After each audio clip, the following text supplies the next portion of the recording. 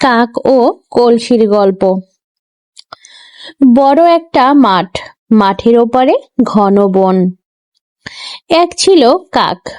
সে খাবারের খোঁজে বনে যেতে চাইলো। সে উড়তে শুরু করলো। উড়তে উড়তে তার খুব পিপাসা পেল। সে এদিক ওদিক তাকালো পানির খোঁজে। তখন একটা কলস তার চোখে পড়ে। সে খুব খুশি হলো, উড়ে গিয়ে বসলো কলসির উপর। সে দেখলো পানি কলসির তলায়। কাক ঠোঁট ঢুকিয়ে দিল কলসিতে, কিন্তু নাগাল পেল না। কাক তখন কলসিটাকে কাত করতে চাইলো, কিন্তু পারলো না। তাই পানি খাওয়াও হলো না। তার খুব দুঃখ হলো। সে এদিক ওদিক তাকালো। কাছেই দেখতে পেল অনেক নুড়ি। তার মাথায় একটা বুদ্ধি এলো।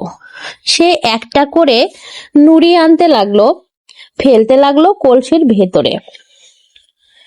কলসির ভিতরে একটা একটা নুড়ি পড়লো। তলার পানিও উপরে উঠতে লাগলো। এভাবে কাকটি অনেক নুড়ি কলসিতে ফেললো। এক সময় পানি কলসির মুখে উঠে এলো। তখন কাকটি প্রাণ ভরে পানি পান করলো। তার পিপাসা মিটলো। কাক খুশি মনে ডানা ঝাড়া দিল। তারপর উড়াল দিল বনের দিকে। বন্ধুরা, গল্পটি ভালো লাগলে অবশ্যই লাইক করবে এবং কমেন্ট করে তোমাদের মতামতটি জানাবে। আর আমাদের চ্যানেলটিকে সাবস্ক্রাইব করে আমাদের পাশেই থাকবে। ধন্যবাদ।